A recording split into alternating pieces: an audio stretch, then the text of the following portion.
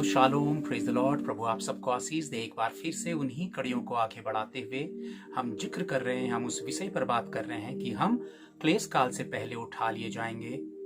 हमारे ऊपर सताव नहीं आएगा, हमारा प्रभु हमें उठा लेगा। दोस्तों, आप इस बात को जानते हैं कि जब दुनिया नूह के जल प्रलय के बाद समाप्त हो चुकी थी, उसके बाद सेकेंड टाइम फिर से दुनिया पाप में और बुरे गुनाह और अपराध में पड़ चुकी थी और परमेश्वर मनुष्य जाति को बनाकर पछताया था। लेकिन परमेश्वर ने जल प्रलय, जिस वक्त परमेश्वर जल प्रलय से मनुष्य जाति को मिटा रहा था, उसी घड़ी परमेश्वर इस बात से खेदित हुआ, दुखी हुआ मनुष्य जाति की सारी लाशें दुनिया में देखकर। उसने कहा कि दोबारा मैं जल प्रलय नहीं लाऊंगा और मैं मनुष्य जाति का ऐसे विनाश इस तरह से नहीं करूंगा। दोस्तों, आप जानते हैं कि उसने अपने एक लौते पुत्र को एक महान योजना के तहत इस जगत में भेजा।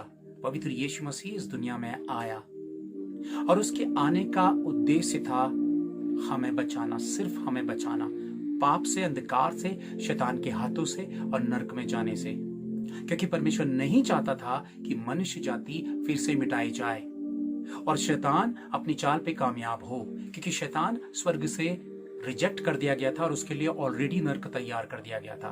लेकिन शैतान इस जमीन में मनुष्य जाति को परखने के लिए इसी जमीन पे छोड़ दिया गया। तो दोस्तों, यीशु मसीह महान परमेश्वर प्रभु यहोवा अपने इकलौते पुत्र और पवित्र आत्मा को इस कार्यभार को सौंपता है इस जगत में। यीशु मसीह अपने उद्धार के काम को बहुत ही अपमानित होकर और दुनिया के सारे घिनौने और गंदे पापों को लेकर कलवरी क्रूस पे चढ़ जाता है और वह अपनी मां से कहता है, हे नारी मत रो, मैं सब कुछ नया कर दूंगा। पवित्र यीशु मसीह का कलवरी क्रूस से बहता हुआ लहू इस बात को दर्शाता है कि जितनों ने उस पर विश्वास किया, उसे अपने पापों को का पश्चाताप किया, उसे उद्धारकर्ता के रूप में स्वीकारा, यीशु मसीह ने उसे अपनी संतान होने का अधिकार दिया। और विश्वास करने के द्वारा, जब हम रोमियो अध्याय 5 देखते हैं, तो विश्वास के द्वारा वह उसे धर्मी बना देता है। जैसे मैंने अपने इस विषय के पहले वीडियो पर इस बात को बताया कि जब प्रभु हमें विश्वास के द्वारा धर्मी बना देता है, तो धर्मी परमेश्वर की दृष्टि में एक योग्य व्यक्ति कहलाता है, एक साधारण व्यक्ति नहीं कहलाता। जिस घड़ी आप मसीह के बेटे और बेटी हो जाते हैं, मैं आपको ये बात बताऊं कि यीशु मसीह ने अपने लहू से, वचन कहता है कि मसीह ने हमें अपने लहू से खरीद लिया। यीशु मसीह ने जब हमें अपने लहू से खरीदा दोस्तों, तो खरीद कर उसने हमारी कीमत चुका दी है। हमारे पाप, हमारे अपराध, हमारे गुनाह, पुराने जीवन की कीमत चुका दी और हम उसके हो गए। कोई चीज की आप कीमत चुकाते हैं, कहीं से भी कोई सामान या कोई चीज लेकर आते हैं, उसकी कीमत चुकाते हैं, तो फिर वो आपकी हो जाती है। फिर जहां आपने कीमत चुकाई, जिससे आपने खरीद की कीमत चुकाई, जिससे आपने खरीदा, वो व्यक्ति आपके हाथों की उस चीज की जिसकी आपने कीमत चुकाई, उस पर अपना अधिकार नहीं जता सकता, नहीं कह सकता कि ये मेरी है। अब उस चीज को आप कैसे इस्तेमाल करें, ये आपकी प्रॉपर्टी है। हम यीशु मसीह की प्रॉपर्टी हो गए उद्धार के बाद। दोस्तों, उसने अपने लहू से हमें खरीद लिया, कलवरी क्रूस पर उसने अपनी जान दी। दोस्तों, इतनी महान और इतने बड़े कार्य को करने के बाद जब हम उसके बेटे बेटी बने, वो ऐसे ही हमें बर्बाद, तबाह और मिटने क्यों देगा? क्यों हमें शैतान के चंगुल में पड़ने देगा? क्यों बर्बादी में जाने देगा? जबकि वो जानता है कि मेरे मसीह बेटे और बेटियां इस जमीन में सताव सहते हैं, पीड़ाओं को सहते हैं, कष्टों को सहते हैं। उनके लिए ये दुनिया रहने लायक नहीं है। इसीलिए यूहन्ना 14 पर वो कहता है कि तुम्हारा मन व्याकुल ना हो, मैं पिता के पास जाता हूं और तुम्हारे लिए जगह तैयार करता हूं और मैं आऊंगा, तुम्हें वहां ले जाऊंगा। मैं आऊंगा और तुम्हें वहां ले जाऊंगा। ये समझिए, मैं आऊंगा और तुम्हें वहां ले जाऊंगा। दोस्तों, इतनी महान योजना के बाद बर्बादी के लिए हमें छोड़ देना और मनुष्य पिता जानता है, इसीलिए उसने अनुग्रह और दया का एक हिस्सा रखा, जिसमें शैतान को उसने मुंह के बल गिरा दिया। शैतान जिस तरह से पिता के सम्मुख आरोप लगाता था कि मनुष्य क्या गलती कर रहा, क्या गुनाह कर रहा, और परमेश्वर का क्रोध प्रकट होता था, वो सारा क्रोध यीशु मसीह पे प्रकट हुआ। तब परमेश्वर पिता ने मसीह यीशु पर विश्वास के द्वारा ही हमें धर्मी ठहरा दिया। अब कर्म नहीं बल्कि विश्वास। अब इसका मतलब ये नहीं कि हम विश्वास से धर्मी ठहरे, अनुग्रह के द्वारा धर्मी ठहरे तो हम प्रभु के मार्गों में ना चले, ऐसा नहीं है। जब हम धर्मी ठहरेंगे तो हम धार्मिकता के काम करेंगे। कोई पायलट बन जाता है तो वो जहाज उड़ाता है, कोई इंजीनियर बनता है तब वो इंजीनियरिंग का काम करता है, कोई डॉक्टर होता है तो डॉक्टरी करता है। ऐसे जब हम धर्मी बन गए तो तब हम धार्मिकता का काम करेंगे। यदि हम ये सोचते हैं कि हम धर्मी बन गए, सिर्फ ये कहना कि हमने विश्वास कर लिया हम धर्मी बन गए, बस इतने से ही पूरा हो गया, तो दोस्तों धर्मी यदि बन गए तो धार्मिकता के काम हम करें। हमारे काम हमें धर्मी, जब हम धर्मी बन गए तो हमारे काम इस बात को प्रमाणित करेंगे कि हम वास्तव में धर्मी हैं। यदि हमने अपने आप को धर्मी मान लिया और हमारे काम उसके विपरीत हैं तो हम धर्मी नहीं कहलाएंगे दोस्तों। तो जब हमें लहू से खरीद लिया तब हम मसीह के ऑलरेडी हो चुके, हम स्वर्गीय स्थानों में ऑलरेडी जा चुके हैं, पहुंच चुके हैं। वचन इस बात को कहता है। मैं बहुत सारे डिटेल्स में वचनों पे नहीं जाऊंगा, लेकिन मैं ये कहता हूं कि हमारा प्रभु हमें पीड़ाओं में, कष्टों में, सताव में नहीं पड़ने देगा, क्योंकि ऑलरेडी हम वो सताव सहते हुए अपने प्रभु का वेट कर रहे हैं और इस बात की लालसा कर रहे हैं कि हमारा प्रभु आए। और प्रभु वास्तव में कहता है कि मेरा आना चोर की नाई होगा और वो चोर की नाई आएगा। हम एक वचन देखें, प्रकाशित वाक्य अध्याय 22 उसका हम 12 से 14 तक देखें। दोस्तों हम वचन देखते हैं। दोस्तों प्रकाशित वाक्य 22 उसका 12 से 15 तक, मैंने 14 तक बोला था लेकिन ये 15 तक है। हम देखें, देख मैं शीघ्र आने वाला हूं और हरेक के काम के अनुसार बदला देने के लिए प्रतिफल मेरे पास है। मैं अल्फा और ओमेगा, पहला और अंतिम, आदि और अंत हूं। धन्य है वे जो अपने वस्त्र धो लेते हैं, क्योंकि उन्हें जीवन के वृक्ष के पास आने का अधिकार मिलेगा और वे फाटकों से होकर नगर में प्रवेश करेंगे। परंतु कुत्ते और टोने और व्यभिचारी और हत्यारे और मूर्ति पूजक और हर एक झूठ का चाहने वाला और गढ़ने वाला बाहर रहेगा। वास्तव में प्रभु साफ इस बात को कहता है कि जीवन के वृक्ष के पास आने का अधिकार मिलेगा। और धन्य है वे जो अपने वस्त्र धो लेते हैं। तो हम वस्त्र किससे धो लेते हैं? केवल पवित्र यीशु मसीह के लहू से। अब ये वस्त्र क्या है? हमारा करैक्टर, हमारा व्यक्तिगत आत्मिक जीवन। एक हमारा आत्मा और दूसरा पवित्र आत्मा। पवित्र आत्मा हमारी अधमरी आत्मा को, जो शैतानी स्वभाव से ढल चुकी, उसको पुश करता और उसकी सहायता करता। इसीलिए पवित्र आत्मा हमें सहायक के तौर पर दिया, ताकि हम अयोग्य, जब हम अपनी आत्मा के द्वारा मसीह मार्गों में चलने और मसीह के हो पाने में अयोग्य निकले, तब पवित्र आत्मा एक सहायक के तौर पर आया और उसने हमें मार्ग दिखाया वचन के द्वारा। तब हम प्रभु के बेटा बेटी बनकर उसके मार्गों में चलने के योग्य हुए पवित्र आत्मा की सहायता के द्वारा। और वस्त्र धुलेंगे। धन्य है वे जिन्होंने अपने वस्त्र धो लिए।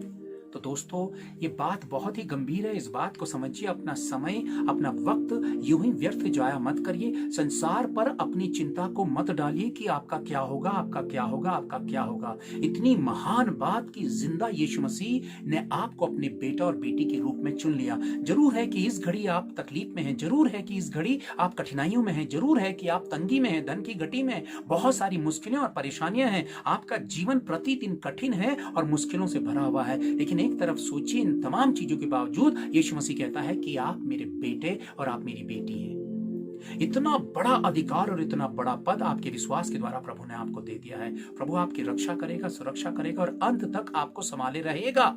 वचन इस बात को कहता है कि वो अंत तक हमें संभाल कर रखेगा। पर किसे? जो प्रभु के मार्गों में है। दोस्तों पिता का मार्ग ना छोड़ें। इस संसार की चमक दमक और इस संसार के डर में कि मेरा भविष्य क्या होगा, मैंने अपने पड़ोसी से आगे बढ़ना है, मैंने समाज और सोसाइटी में अपने आप को बेहतर करना है। दोस्तों यदि हम स्वभाव और व्यवहार से बेहतर नहीं हुए तो हम देखते हैं दुनिया का हर देश स्ट्रक्चर से, जब इन सारी चीजों का व्यर्थ में पीछा करता रहता है और वह समझता ही नहीं है कि उसका जीवन कहां जा रहा है। लेकिन वाकई दुनिया बर्बाद हो रही है, तबाह हो रही है। ऐसे कुकर्म और ऐसे पाप इस दुनिया में हो रही है।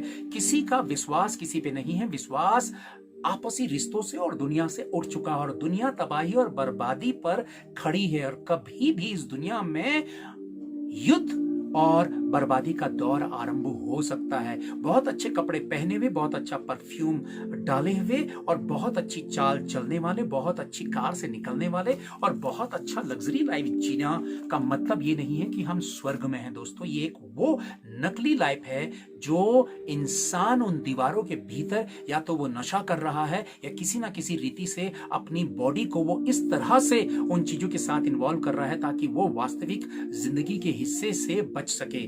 दुनिया कुछ नहीं है। दुनिया का सबसे अमीर व्यक्ति भी, यदि बिल गेट के बारे में भी आप देखें और जानें, तो वह व्यक्ति भी कुछ ना कुछ हासिल करने की कोशिश कर रहा है। वो भी खुश नहीं है, क्योंकि संसार का धन और वैभव हमें प्रसन्न नहीं कर सकता है। केवल परमेश्वर, पवित्र यीशु। संसार हमारी बातों को नहीं समझ सकता है और हमें पागल और बेवकूफ कह सकता है, लेकिन यदि आप मसीह हैं तो आप संसार के सामने शर्मिंदा या फिर शर्म ना करें कि आप अलग ही स्वभाव के, अलग ही विचारधारा के हैं। इसीलिए तो मसीह कहता है कि तुम संसार से चुन लिए गए हो और तुम मसीह में नई सृष्टि हो। नई सृष्टि का मतलब संसार के किसी भी व्यक्ति से आपका व्यवहार, आपकी बोली, आपका स्वभाव, आपका तौर तरीका नहीं मिलेगा, वो बिल्कुल स्वर्गीय होगा। इसीलिए आप चुने हुए व्यक्ति हैं। दोस्तों, एक वचन हम और देखें, प्रकाशित वाक्य अध्याय 3 वचन 11, मैं शीघ्र ही आने वाला हूं, जो कुछ तेरे पास है उसे थामे रहे कि कोई तेरा मुकुट छीन न ले।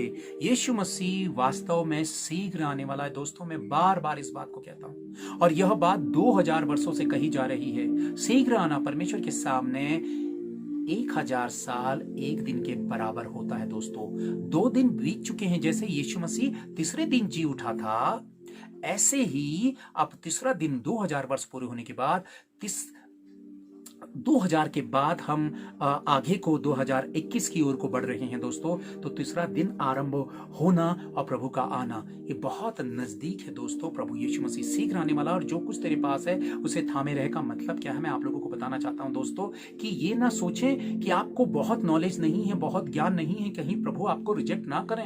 आपको प्रभु ने जितनी बुद्धि और समझ दी है, प्रभु ने सबको विश्वास अपनी अपनी इच्छा के अनुसार विश्वास बांटा है। जो जितना विश्वास आपके पास है, जितनी बुद्धि आपके पास है, जितना आप मसीह को समझते हैं, उसको थामे रखें। परमेश्वर आपको रिजेक्ट नहीं करेगा कि आपके पास बहुत ज्यादा नहीं है। जिसको जितना दिया उससे उतना लिया जाएगा। तो कभी ये ना समझिए कि मेरे पास वचन का ज्ञान कम है इसलिए प्रभु मुझे रिजेक्ट कर देगा, या मैं प्रभु के बारे में बहुत कम मात्रा में और सरलता पूर्वक सरल बातों को जान पाता हूं मैं, और हार्ड और बड़ी जो बिब्लिकल बातें होती हैं, गहरी बातें होती हैं, मैं नहीं जान पाता। दोस्तों, आप एक बात जानते हैं कि यीशु मसीह को आपने अपना उद्धारकर्ता स्वीकारा और आपने किसी और को नहीं स्वीकारा। आप लगातार प्रभु के साथ बने हुए हैं। आपका विवेक, जब आप मसीह में नहीं थे तब भी आपका विवेक आपको भले बुरे का ज्ञान देता था, इसलिए आपने मसीह के मार्गों में चलना आरंभ किया। और जब आप अपने विवेक के द्वारा मसीह के मार्गों में चलना आरंभ करते हैं तो आप उसी बाइबल को पूरा कर रहे हैं जो प्रभु कहती है। जो बड़ा बड़ा ज्ञान अर्जित रखते हैं लेकिन प्रभु की इच्छा के विरुद्ध जाते हैं, दोस्तों,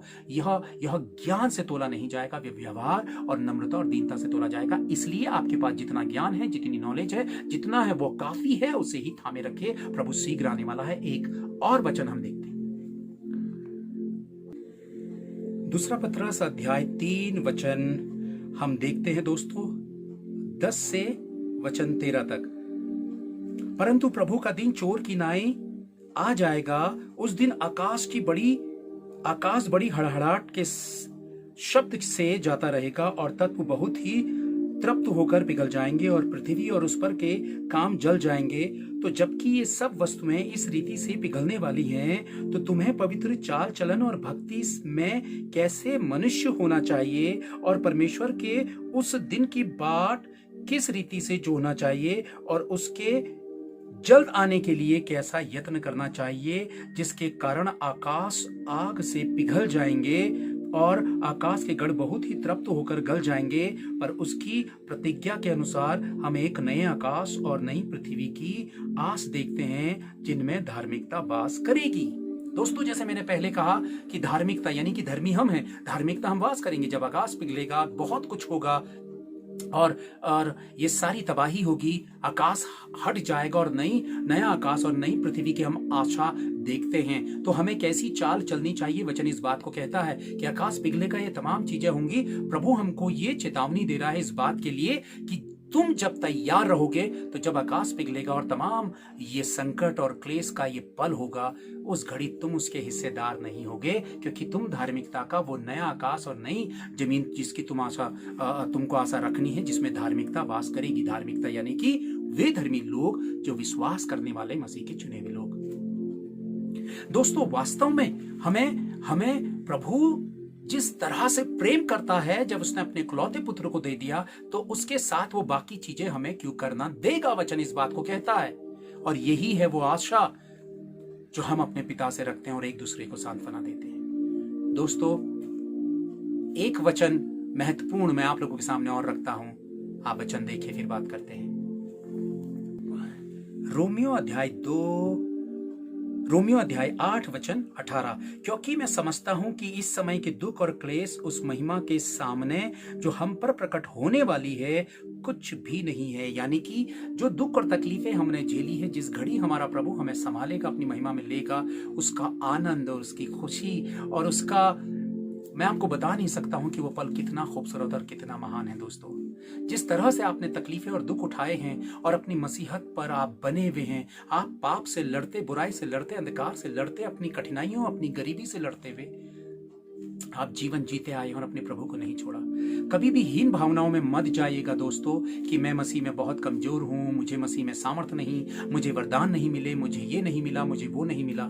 दोस्तों मैं एक बात आपको बता दूं कि जब प्रभु ने आपको अपना बेटा बनाया तो याद रखिए आप बेटे बनाने के भी काबिल नहीं थे, और उसने अपने लहू से खरीद कर आपको बेटा बनाया, आपको तैयार किया ताकि आप पश्चाताप करते हुए प्रभु के हो जाएं। उसका प्रेम कितना गहरा है कि उसने अनंत काल के लिए आपको चुन लिया है दोस्तों। इसलिए मायूस ना हो, उदास ना हो, अपने आत्मिक मार्गों को तैयार करें और प्रभु की ओर को बढ़े ताकि प्रभु आपके साथ उस महिमा का आनंद ले। दोस्तों एक आखिरी वचन मैं आप लोगों के सामने रखता हूं। रोमियो अध्याय 2 वचन 9 हम देखते हैं, और क्लेश और संकट, ध्यान से समझिए, हर एक मनुष्य के प्राण पर जो बुरा करता है आएगा, पहले यहूदी पर फिर यूनानी पर। दोस्तों आप देख रहे हैं कि क्लेश और संकट, कोई भी यहूदी यूनानी का मतलब है कि दुनिया, यहाँ पे सिर्फ यहूदी यूनानी का है तो सिर्फ ये यहूदी और यूनानियों के लिए नहीं बल्कि सारी दुनिया के लिए है दोस्तों। क्लेश उनके लिए नहीं है दोस्तों जो विश्वास करते हैं। इसलिए समय बहुत कम है, विश्वास करिए, विश्वास करिए, विश्वास करिए और धन्य आशा को थामे रखिए, मायूस ना हो जाएं। प्रभु आपको सामर्थ और हमको सामर्थ और बल से भरे। अंत के समय में परमेश्वर सब पर अपना आत्मा उड़ेलेगा। आप मायूस ना हो। इस अंत की घड़ी में जिन लोगों ने ये आशा रखी है कि प्रभु मुझे इस्तेमाल करे, इस अंत की घड़ी में परमेश्वर आपको नए बल, नए सामर्थ, नई शक्ति से भरकर बड़े रूप में इस्तेमाल करेगा। और ये अंत के समय का दौर ऐसा होगा कि सुसमाचार का सामर्थ बहुत आग की तरह और आखिरी मोमेंट पर बहुत आग की तरह फैलेगा, और वो निर्णायक मोमेंट होगा, वो आखिरी ताकत और आखिरी सामर्थ होगा, और वो समय आरंभ हो चुका है। बहुत तेजी से आत्माएं बदलेंगी, जीवन बदलेंगे। दुनिया का कोई तंत्र, कोई ताकत नहीं रोक सकती है परमेश्वर की सामर्थ को। अपना जीवन प्रभु को सौंपे, विश्वास करें, क्योंकि प्रभु हमें क्लेश काल से पहले उठा लेगा और हम प्रभु के साथ महिमा में उठाए जाएंगे और नई सृष्टि में प्रभु के साथ 1000 साल के लिए राज करेंगे। Thank you, praise the Lord.